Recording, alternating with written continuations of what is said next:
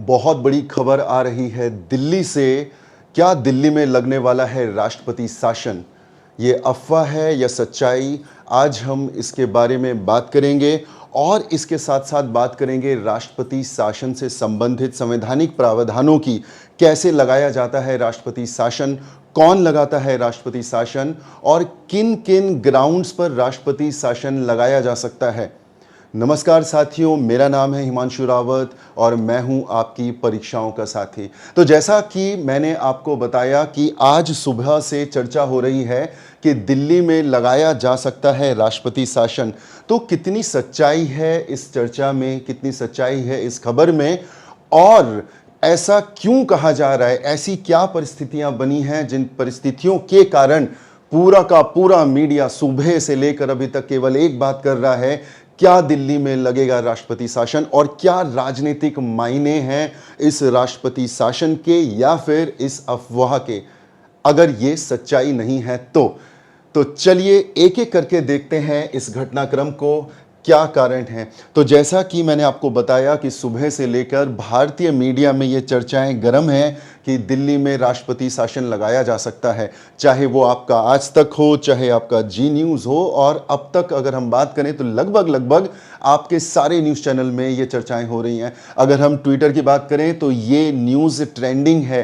तो बहुत सारे सवाल लोगों के मन में चल रहे हैं, बहुत सारे विचार लोगों के मन में चल रहे हैं कि क्या राष्ट्रपति शासन लगेगा या नहीं लगेगा, और ये कितना नैतिक होगा, कितना अनैतिक होगा, कितना संवैधानिक होगा, कितना असंवैधानिक होगा, कितना कानूनी होगा और कितना गैर कानूनी होगा। तो इन विषयों के ऊपर आज मैं प्रकाश डालने वाला हूं। तो ये घटनाक्रम शुरू कैसे होता है? 30 अगस्त का दिन था और भाजपा के कुछ एमएलए, यानी दिल्ली के जो एमएलए हैं, वो महामहिम राष्ट्रपति द्रौपदी मुर्मू से मिलने जाते हैं और दिल्ली भाजपा के अध्यक्ष विजेंद्र सिंह एक लेटर देते हैं महामहिम को, और उस लेटर में लिखा था, क्या लिखा था? चिंताएं थी बीजेपी की, जो उनके अनुसार उनकी चिंताएं हैं, जो बहुत गंभीर चिंताएं हैं। उनका यह कहना था कि दिल्ली के मुख्यमंत्री क्योंकि जेल में हैं, इस कारण वो फैसले नहीं ले पा रहे हैं और उनकी इस फैसले ना लेने की स्थिति के कारण ये दिल्ली को भुगतना पड़ रहा है कि डेवलपमेंट कार्य पूरे तरीके से रुक चुके हैं। अगर आप हाल फिलहाल देखो तो मॉनसून का सीजन था और पूरा दिल्ली जो था वो पानी में डूब गया था, और कोई भी निगम, जल निगम की बात करें, जल बोर्ड की बात करें, एमडी की बात करें, दिल्ली सरकार की बात करें, वो फैसले लेने की स्थिति में नहीं थी क्योंकि head of the government was in the jail. और इनका ये कहना था कि इस कंडीशन में दिल्ली की जनता के साथ अन्याय हो रहा है और ये जिम्मेदारी बनती है राष्ट्रपति की कि दिल्ली की जनता को उस अन्याय से छुटकारा दिलाए। और यही कारण है कि भाजपा के एमएलए जाते हैं महामहिम के पास और दिल्ली की सरकार को बर्खास्त करने की मांग करते हैं और मांग करते हैं दिल्ली में राष्ट्रपति शासन लगाने की। तो ये एक बैकग्राउंड है, जिस बैकग्राउंड में ये चर्चा आ रही है, जिस बैकग्राउंड में ये बातें हो रही हैं।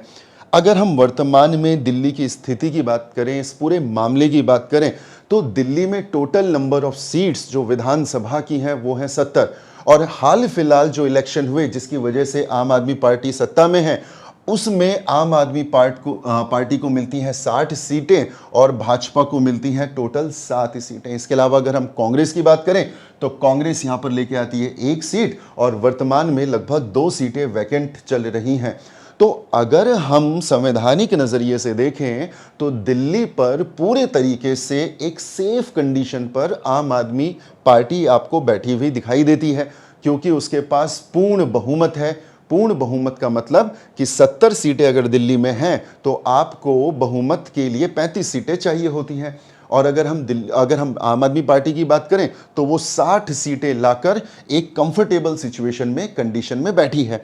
तो ये तो एक स्टेटमेंट है, ये एक स्टैंड है दिल्ली सरकार का कि दिल्ली की जनता ने उनको चुना है, दिल्ली की जनता ने अरविंद केजरीवाल को चुना है मुख्यमंत्री के तौर पर, और यही कारण है कि ये अधिकार जो है ये केजरीवाल का है, ये आम आदमी पार्टी का है कि वो दिल्ली की सरकार को कैसे चलाएगी। तो संवैधानिक नजरिए से अगर देखें तो यहां पर आपको केजरीवाल बिल्कुल सही दिखाई देते हैं। लेकिन इस पक्ष का एक दूसरा पहलू भी है, और वो पहलू कहीं ना कहीं विचार योग्य है। जो बीजेपी के एमएलएज ने जो कंप्लेन करी है, कहीं ना कहीं उसके ऊपर भी विचार करना ज़रूरी है, क्योंकि बीजेपी के एमएलएज का जो कंसर्न है वो जनता के लिए है। ये बात सच है कि दिल्ली के मुख्यमंत्री अरविंद केजरीवाल के ऑफिस में ना होने के कारण फैसले तेजी से नहीं लिए जा रहे हैं, और अगर फैसले तेजी से नहीं लिए जाएंगे तो उसका सबसे बड़ा जो खामियाजा है वो दिल्ली की जनता को भुगतना पड़ेगा। अभी हमने मॉनसून का सीज़न देखा, अब हम एंटर कर रहे हैं विंटर्स में, और दिल्ली की सर्दियां अपने साथ बहुत बड़ी चुनौतियां लेके आती हैं, और उन्हीं चुनौतियों का सामना करने के लिए हमें एक एबल लीडरशिप की ज़रूरत है, हमें चेन ऑफ कमांड की ज़रूरत है, हमें यूनिटी ऑफ कमांड की ज़रूरत है, जो फिलहाल हमें देखने को नहीं मिलती, क्योंकि अरविंद केजरीवाल फिलहाल जेल के अंदर हैं। लेकिन अगर हम दूसरा पक्ष देखें तो दूसरा पक्ष क्या कहता है, यानी आम आदमी पार्टी का पक्ष क्या कहता है। आम आदमी पार्टी का पक्ष ये कहता है कि बहुत जल्द अरविंद केजरीवाल को जमानत मिलने वाली है, और जैसा कि ये शुरू से पक्ष रहा है आम आदमी पार्टी का कि ये षड्यंत्र के तहत मुख्यमंत्री केजरीवाल को जेल में डाला गया है, क्योंकि इलेक्शन में बीजेपी केजरीवाल को कम से कम दिल्ली में तो नहीं हरा पाई है, और इस षड्यंत्र के तहत इस लीडरशिप क्राइसिस को क्रिएट किया गया है आर्टिफिशियली। तो आम आदमी पार्टी का जो पक्ष है कि विद इन 1 वीक केजरीवाल, हो सकता है जब मैं ये रिकॉर्ड कर रहा हूँ केजरीवाल जमानत में बाहर आ जाएं या शायद कल आ जाएं, और विद इन 1 वीक तो केजरीवाल जमानत पर बाहर, लगता है जिस तरह के सर्कमस्टांसेस हैं आ ही जाएंगे, तो ये क्राइसिस खत्म हो जाएगा। दूसरा बहुत इसमें एक इंटरेस्टिंग पहलू है, और वो इंटरेस्टिंग पहलू है कि दिल्ली में 4 महीने बाद इलेक्शन होने वाले हैं। कौन से इलेक्शन होने वाले हैं? विधानसभा के इलेक्शन होने वाले हैं। तो अगर हम इस पूरे पॉलिटिकल सिनेरियो को देखें तो कहीं ना कहीं ये एक पॉलिटिकल स्टंट के तौर पर ज़्यादा समझ में आता है, क्योंकि अगर आप राष्ट्रपति शासन दिल्ली में लगाते हैं तो दिल्ली की सरकार मात्र और मात्र 4 महीने के लिए डिसॉल्व होगी, क्योंकि आफ्टर 4 मंथ्स प्रेसिडेंट रूल शायद खत्म हो जाए, शायद खत्म ना हो, लेकिन इलेक्शन के जो प्रावधान हैं वो जनवरी 2025 में शेड्यूल हैं। तो ये एक पॉलिटिकल स्टंट कहा जा रहा है बीजेपी की तरफ से, जहां पर आम आदमी पार्टी और केजरीवाल की इमेज को खराब करने की कोशिश की जा रही है, क्योंकि कोई तुक नहीं बैठता कि किसी राज्य में अगर 4 महीने बाद अगर इलेक्शन है तो वहां पर प्रेसिडेंट रूल लगाया जाए।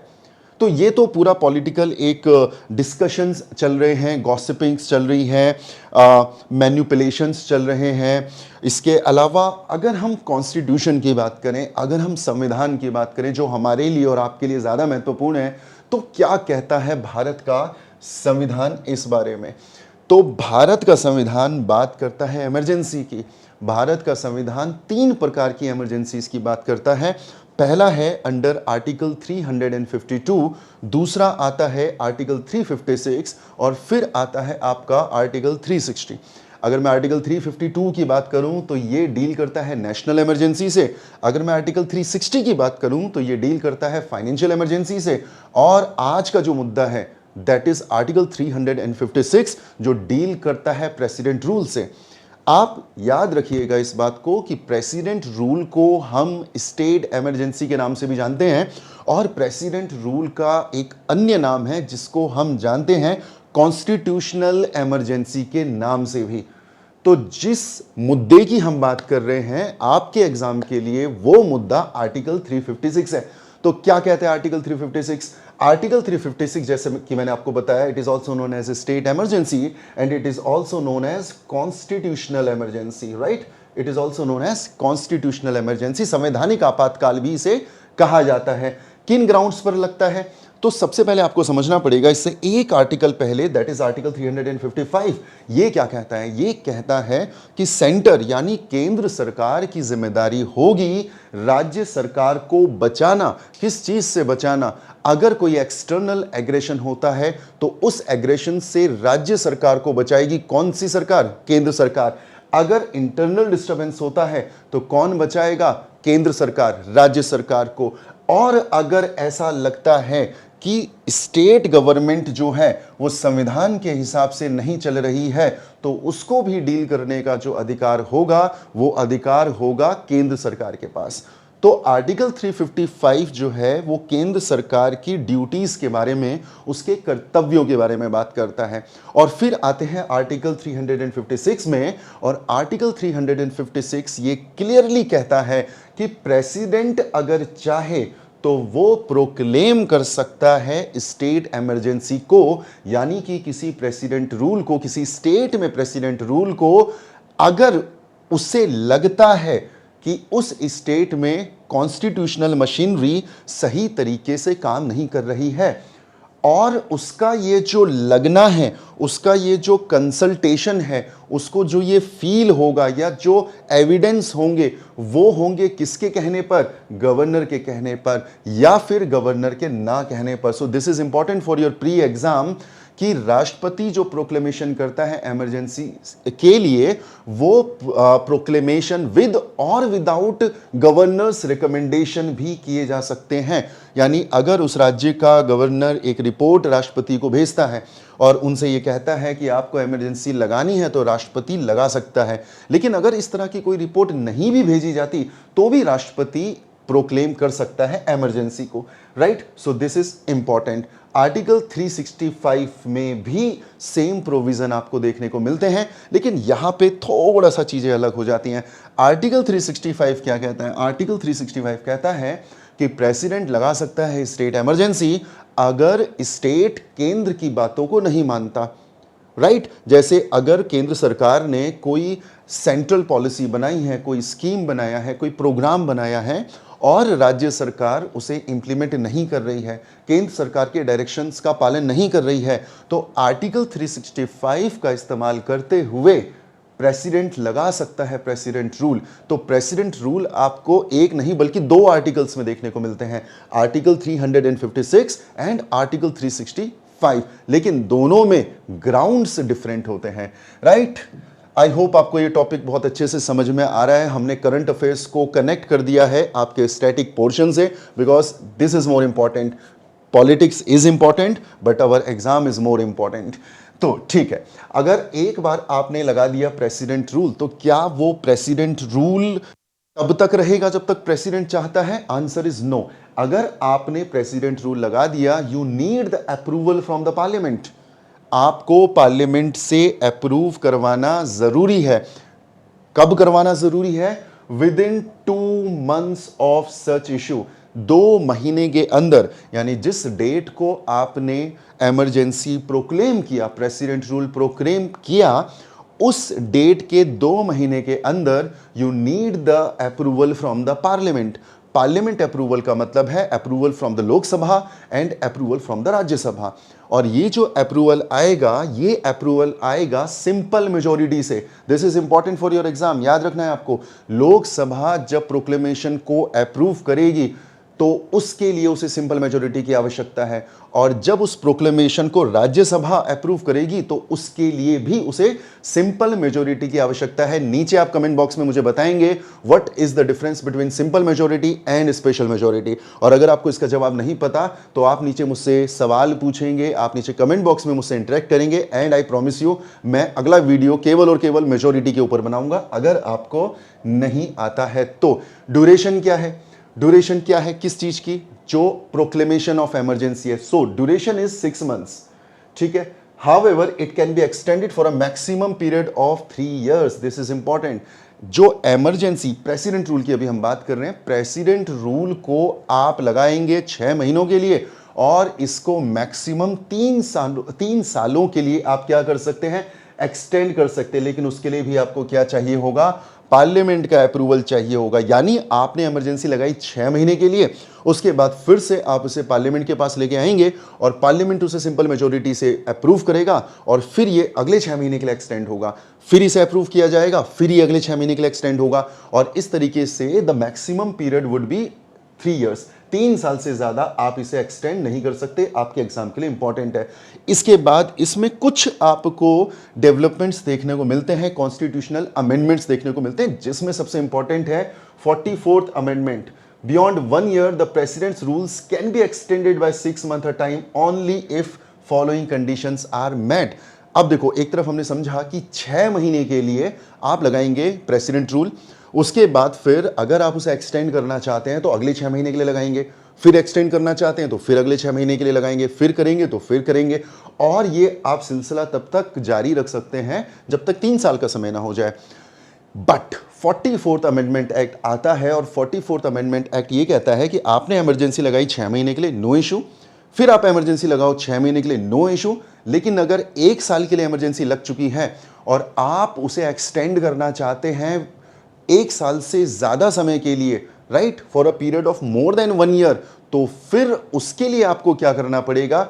उसके लिए आपको साबित करना पड़ेगा कि 2 ग्राउंड्स मैच कर रहा है, 2 में से कोई भी एक ग्राउंड मैच कर रहा है। पहला क्या है? If national emergency is in operation in whole India और any part of the state, यानी अगर आप प्रेसिडेंट रूल को 1 साल से ज्यादा लगाना चाहते हैं तो उसके लिए पहली कंडीशन ये होनी चाहिए कि इस देश में राष्ट्रपति शासन लगा हो। कौन सा वाला? इमरजेंसी, आर्टिकल 352, यानी अगर नेशनल इमरजेंसी लगी है तो फिर आप आर्टिकल 356 के टाइम पीरियड को 1 साल से ऊपर लेके जा सकते हैं। या तो ये कंडीशन। दूसरी कंडीशन, अगर इलेक्शन कमीशन बोले कि भैया हम इलेक्शन नहीं करवा सकते क्योंकि कंडीशंस हमारे फेवर में नहीं है। इसका बेस्ट एग्जांपल है जम्मू एंड कश्मीर। जम्मू एंड कश्मीर में अभी तक इलेक्शन नहीं हुए हैं, अब जाके इलेक्शन जो है वहां पे शेड्यूल हुए हैं, तो वो beyond the period of 1 year कैसे एक्सटेंड हो गया? वहां पे जो राष्ट्रपति शासन है वो कैसे एक्सटेंड हो गया? उसके लिए इसी प्रोविजन का इस्तेमाल किया गया है जो 44th अमेंडमेंट एक्ट 1978 के द्वारा जोड़ा गया था। क्या कहा था उसमें? यही कहा था, if the election commission certify that election can not be held due to difficulties. और यही कारण है कि जम्मू कश्मीर में इलेक्शंस को आगे पोस्टपोन किया गया था। सो दिस इज इंपॉर्टेंट। उसके बाद क्या जुडिशियल रिव्यू हो सकता है? तो देखो, आपका आया था 38th अमेंडमेंट, और 38th अमेंडमेंट में यह साफ कर दिया गया कि जुडिशियल रिव्यू नहीं हो सकता प्रेसिडेंट रूल का। यानी अगर प्रेसिडेंट रूल लगता है कहीं पर तो उस डिसीजन का, उस एक्ट का, उस इमरजेंसी का जुडिशियल रिव्यू नहीं किया जा सकता और आप उसे अपील नहीं कर सकते in any court of law.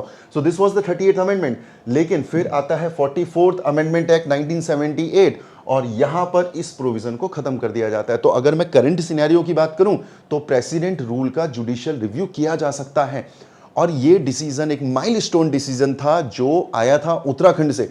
जब उत्तराखंड में लगा था 2016 में इमरजेंसी, स्टेट इमरजेंसी यानी प्रेसिडेंट रूल, और वहां पर जब ये फैसला गया था नैनीताल हाई कोर्ट में, और वहां पर चीफ जस्टिस हुआ करते थे जस्टिस जोसेफ, और उनका एक बहुत स्टेटमेंट बहुत ही वायरल हुआ था जहां पर उन्होंने कहा था कि राष्ट्रपति कोई राजा नहीं है कि हम उसके फैसले का जुडिशियल रिव्यू ना करें, तो उनके फैसले का भी जुडिशियल रिव्यू किया जा सकता है। इसके अलावा अगर आपने लगा दिया है प्रेसिडेंट रूल तो आप उसे हटाओगे कैसे? आप उसे रिवोक कैसे करोगे? So it may be revoked by the president at any time by a subsequent proclamation. अब आपको याद रखना है, लगाने के लिए आपको परमिशन चाहिए, अप्रूवल चाहिए पार्लियामेंट का, लेकिन अगर आप उसे हटाना चाहते हैं, अगर राष्ट्रपति उसे हटाना चाहते हैं, फॉर दैट पर्पस उनको किसी भी तरह के पार्लियामेंट्री अप्रूवल की आवश्यकता नहीं है। Important for your exam. Imposition पहली बार कब लगा था? सो ये पीसीएस जैसे जो एग्जाम होते हैं या फिर यूपीएससी में स्टेटमेंट में आ सकता है, तो आपको याद रखना है पहली बार प्रेसिडेंट रूल लगा था पंजाब में। कब लगा था? 1951 में। तो 1951 में पहली बार प्रेसिडेंट रूल भारत में लगता है। उसके बाद बात करें अगर जुडिशरी की, जुडिशरी का क्या स्टैंड है प्रेसिडेंट रूल को लेके? So this is a very very very important case known as SR Bommai versus Union of India case. तो इसमें बहुत सारे ऑब्जर्वेशन हैं कोर्ट के और बहुत सारे इंपॉर्टेंट फैसले हैं जो आपके सामने आपकी स्क्रीन पे हैं। आप इसे पॉज कर सकते हैं, you can take the screenshot, लेकिन जो इंपॉर्टेंट है वो मैं आपसे डिस्कस कर सकता हूं। तो एसआर बोम्मई केस में क्या प्रिंसिपल ले डाउन किए गए थे सुप्रीम कोर्ट के द्वारा जब भी प्रेसिडेंट जो है वो स्टेट इमरजेंसी लगाएंगे, किन बातों का ध्यान रखना होगा? तो सबसे पहले president decision regarding this is open to judicial review. तो पहली बात उन्होंने ये कही कि जो प्रेसिडेंट का जो डिसीजन होगा उसका क्या किया जा सकता है? जुडिशियल रिव्यू किया जा सकता है। दूसरी बात क्या बोला? दूसरी बात उन्होंने ये बोला कि जब भी प्रेसिडेंट लगाएंगे प्रेसिडेंट रूल, तो जो सेटिस्फैक्शन की हम बात कर रहे हैं, that satisfaction should be based on the relevant information, right? एक रेलिवेंट इंफॉर्मेशन का होना जरूरी है। It should be factually correct, right? Burden lies on the centre to prove relevant material exist. और जब इसका जुडिशियल रिव्यू होगा तो कंडीशंस ऐसी थी कि प्रेसिडेंट रूल लगाना पड़ा। उन कंडीशंस को साबित करने की जो जिम्मेदारी होगी वो किसके ऊपर होगी? वो सेंटर के ऊपर होगी, वो केंद्र के ऊपर होगी। क्लियर? ठीक। Court can not go into the correctness of the material but it can see whether it is relevant to the action. अब जो सबूत दिए जाएंगे वो कितने सही हैं वो कोर्ट रिव्यू नहीं करेगा, लेकिन वो ये जरूर देखेगा कि जो सबूत दिए गए हैं उनका प्रेसिडेंट रूल के प्रोक्लेमेशन से कनेक्शन क्या है। सो ये एसआर बोमई केस में इंपॉर्टेंट बातें कही गई हैं, और भी बहुत सारी इंपॉर्टेंट बातें हैं, बट मुझे लगता है कि आप इसे अगर पॉज करके पढ़ेंगे तो you will be able to understand yourself. So इतना मैं अभी आपको बताऊंगा और इसमें आगे बढ़ते हैं और बात करते हैं सरकारिया कमीशन की। Very important. देखो, जो लोग यूपीएससी की तैयारी कर रहे हैं या उत्तराखंड पीसीएस की तैयारी कर रहे हैं, यू हैव टू एंश्योर कि जब भी आप आंसर राइटिंग करें तो उसमें आपको एग्जाम्पल्स करंट अफेयर्स के डालने हैं, उसमें आपको कमीशंस का रेफरेंस देना है, उसमें आपको अमेंडमेंट्स डालने हैं यानी पार्लियामेंट के एक्ट्स डालने हैं, और उसमें आपको सुप्रीम कोर्ट का एक्ट डालना है और उसमें आपको कोटेशंस डालने हैं। तब जाके आपका एक आंसर कंप्लीट आंसर कहलाया जाता है। तो इसी क्रम में हम बात करेंगे सरकारिया कमीशन की। क्या बोला सरकारिया कमीशन? सरकारिया कमीशन बोला कि अगर प्रेसिडेंट रूल लगाना है, यू हैव टू एंश्योर कि वो लास्ट रिजॉर्ट हो। It should B not a general step taken by the center government or by the president. It should be an exception. जब last resort के तौर पर president rule का इस्तेमाल करना हो तभी किया जाए, अदरवाइज कॉन्स्टिट्यूशन फॉलो नहीं होगा, उसकी जो विल है वो फॉलो नहीं होगी। So according to the report, the president rule article 356 shall be imposed only under extreme circumstances. Extreme circumstances में आपको इस्तेमाल करना है प्रेसिडेंट रूल का, सिर्फ इस बात के लिए क्या प्रेसिडेंट रूल लगाना चाहिए कि बारिश ज़्यादा हो गई है, पानी भर गया है। तो क्या ये पहली बार हुआ है? सर्दियां आने वाली हैं, प्रॉब्लम्स बहुत ज़्यादा हैं, क्या ये पहली बार हुआ है? क्या इन सब बातों के लिए जनता के द्वारा चुना गया मुख्यमंत्री जिम्मेदार है? क्या इन सब बातों के लिए केंद्र सरकार की कोई जवाबदेही नहीं है? तो ये सवाल हैं कुछ जो हमें अपने आप से पूछने पड़ेंगे, लेकिन जो महत्वपूर्ण बातें हैं वो हैं आपके प्रावधान, संविधान क्या कहता है, वही हमारे लिए इंपॉर्टेंट है। तो चलिए देखते हैं इस खबर को, आगे इसमें क्या होने वाला है, इसके संवैधानिक प्रावधान क्या है, इनके ऊपर थोड़ी बहुत चर्चा हमने कर ली है। आगे जब मैं फुल फ्लेज कोर्स निकालूंगा कॉन्स्टिट्यूशन का, लक्ष्मीकांत का, तो हम डिटेल में इसके बारे में चर्चा करेंगे। तो हमसे जुड़े रहिए AIA exam prep YouTube channel में। अगर आपने सब्सक्राइब नहीं किया है तो जल्दी से सब्सक्राइब करिए, अपने दोस्तों, अपने रिश्तेदारों तक इस चैनल को पहुंचाइए, और अगर आपकी कोई सलाह है तो नीचे कमेंट बॉक्स में ज़रूर लिखिए। Thank you so much. जय हिंद।